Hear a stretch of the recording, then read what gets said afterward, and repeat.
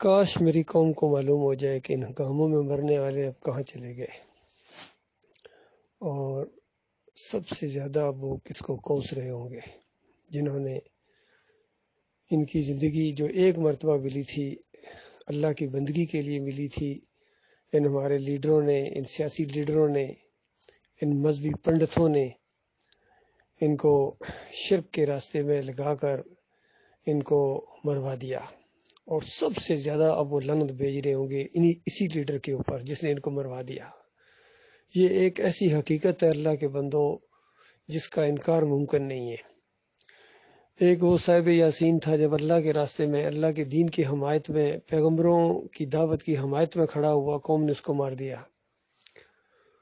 تو جنت میں جانے کے بعد کہتا ہے یا لیت قومی یعلمون بما غفر علی ربی وجعلنی من المکرمین، کہ کاش میری قوم کو معلوم ہو جائے کہ اللہ تعالیٰ نے مجھے بخش دیا، بڑے عزت دار لوگوں میں مجھے شامل کر دیا۔ کیونکہ یہ جو جوش ہوتا ہے ایمان کی حمایت کا اور اس راستے میں جوش دکھانے کا، خون جب کھولتا ہے شرک کی وجہ سے اور شرک کے خلاف آواز اٹھاتا ہے انسان، یہ اللہ تعالیٰ کو بہت ہی خوش کر دینے والی چیز ہے۔ اور جب کوئی انسان شرک کی حمایت کرتا ہے یا شرک کرنے والوں کو ساتھ دیتا ہے جھوٹوں کا، تو ان کے اوپر سب سے زیادہ اللہ کا غضب نازل ہوتا ہے۔ تو آج یہ جو ہنگامے ہو رہے ہیں ہمارے ملک کے اندر، یہ جمہوریت کا معاملہ ہے، یہ ملکی جنگ ہے، یہ قومی جنگ ہے، اس کو جہاد کہنا یہ بہت بڑی سازش ہے، بہت بڑی جہالت ہے، بہت بڑا فریب ہے کہ یہ کہنا کہ حق کے ساتھ کھڑے ہو جاؤ۔ نہیں، یہ سیدھی بات کہو کہ میرے ساتھ کھڑے ہو جاؤ، عمران خان کے ساتھ کھڑے ہو جاؤ، پی ٹی آئی کے ساتھ کھڑے ہو جاؤ۔ بے ایمانو، تم یہ کیوں کہتے ہو حق کے ساتھ کھڑے ہو جاؤ؟ جو خود باطل پر کھڑے ہیں وہ حق کہاں سے آ گیا؟ یہ جمہوریت کی جنگ ہے، یہ ملکی جنگ ہے، یہ اقتدار کی جنگ ہے، یہ اسلام آباد کی جنگ ہے۔ اللہ کے دین کو جو مانتے ہی نہیں وہ اللہ کے دین کے لیے لڑیں گے کیا؟ جو ہر مزار کے اوپر جا کے سجدہ ریز ہو جائے، جو ہر بابے کی پنڈلی کو جا کے دبائیں، جو تعویذ گنڈا پہنے ہوئے جو مریں، جو نعرہ حیدری لگا کے یا علی مدد کہہ کے مریں، بتاؤ ان کو اللہ جنت دے گا؟ جنت ایسے گندے لوگوں کے لیے، مشرکوں کے لیے اللہ نے بنائی ہے؟ جنت اللہ نے مومنوں کے لیے بنائی ہے، جو اللہ کے دین کے لیے اٹھیں، توحید کے لیے اٹھیں، رد شرک کے لیے اٹھیں، کفر بالطاغوت کے لیے اٹھیں، اور پھر قوم کو للکاریں صحابہ اکرام کی طرح، پھر ماریں کھائیں، پھر گھسیٹا جائے ان کو، پھر منہ سے لبیک یا رسول اللہ کے نعرے نہیں یا اور کوئی نعرے نہ نکلیں، بلکہ احد احد احد، اکیلا ہے اکیلا ہے اکیلا ہے، اکیلا اللہ ہے۔ بلال رضی اللہ تعالیٰ کے منہ سے احد احد نکلتا تھا، حالانکہ نبی علیہ السلام موجود ہیں، علی رضی اللہ عنہ وہیں موجود تھے قریب، ان کے منہ سے یا علی مدد نہیں نکلا، علی میری مدد کرو نہیں، حالانکہ وہ زندہ تھے اس وقت بھی وہ مدد کے لیے ان کو نہیں پکار رہے تھے۔ حالانکہ زندہ کو اگر بھی پکار بھی دی جائے یہ شرک نہیں ہوتا ہے، اصل شرک یہ ہے کہ غائبانہ طور پر اللہ کی طرح ان کو پکارا جائے، جس طرح آج یہ پکارتے ہیں، پکارو یا رسول اللہ، یا رسول اللہ مدد، یا عبد القادر جیلانی مدد، یا علی مدد۔ یہ شرک ہے، یہ شرک ہے۔ رسول اللہ صلی اللہ علیہ وسلم اور علی رضی اللہ تعالیٰ جنتوں میں ہیں۔ باقی یہ جو صوفی لوگ گزرے، عبد القادر جیلانی ہو، محی الدین چشتی ولی جوہری ہو، مجدد الفسانی ہو، یہ شاہ ولی اللہ کا پورا خاندان، یہ تو شرک کے اندر گئے ہیں۔ ان کو تو جب پکار رہے ہیں یا ان کے پیچھے جو نظر نیازیں کریں، ان کے عذاب کے اندر اور اضافہ ہوتا ہوگا۔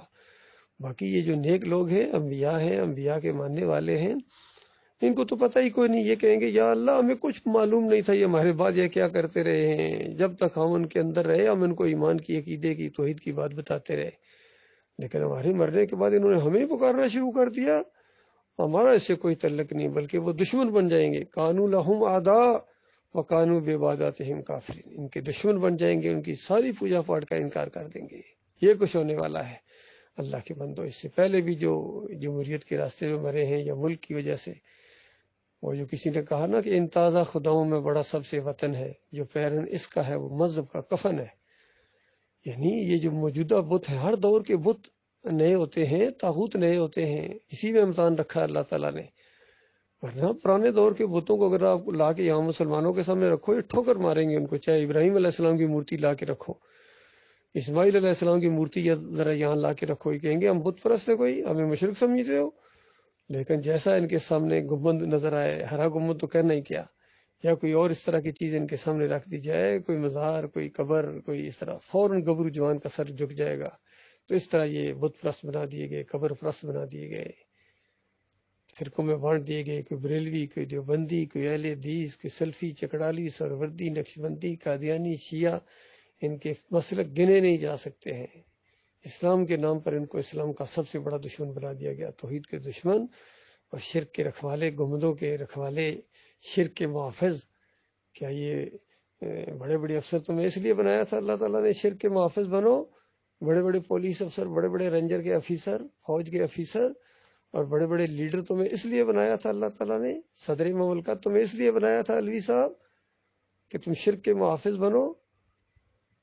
کوئی نقوی ہے، کوئی علوی ہے، کوئی سید ہے، کوئی حافظ قرآن ہے، سارے ملے ہوئے ہیں، شرک کے ساتھ ساز باز ہے ان کی، اللہ کے دین کے دشمن، کلمے کے غدار، لا الہ الا اللہ محمد رسول اللہ۔ ان کو پتہ ہی نہیں اس کا مطلب کیا ہے کہ لا جب ہوتی ہے سارے بت گر جاتے ہیں، مورتیاں، مزار، مندر، سب اس کے اوپر لا چلتی ہے۔ لا یہ نہیں ہے، یہ سب بکواس ہے۔ الا اللہ، سوائے اللہ، اوپر اللہ جو ہے عرش والا، صرف اس کی بندگی ہوگی، اس کے علاوہ کسی اور کی بندگی نہیں ہوگی، کسی اور کے سامنے رکوع اور سجدے نہیں ہوں گے۔ یہ انبیاء کی تعلیم تھی۔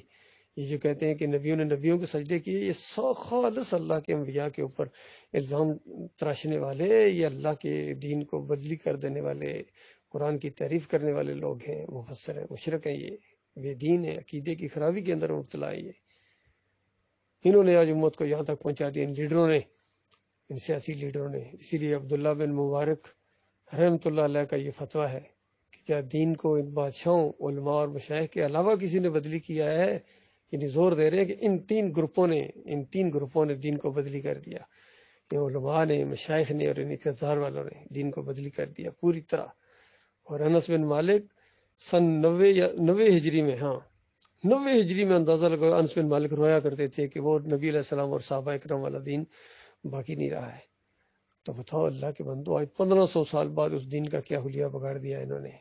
اسی وجہ سے ذلت اور خواری ان کے ساتھ چمٹا دی گئی۔ ہندو ان پر ہنستا ہے، یہودی ان پر ہنستا ہے، عیسائی ان پر ہنستا ہے، اور یہ خواب میں بھی ان کے ساتھ لڑنے کی جرت نہیں کر سکتے۔ خواب میں بھی میڈل ان سے اٹھائے نہیں جا رہے، اور جنگ سے اس طرح گھبراتے ہیں جس طرح جنگلی گدھے شیر سے گھبراتے ہیں، دوڑتے ہیں۔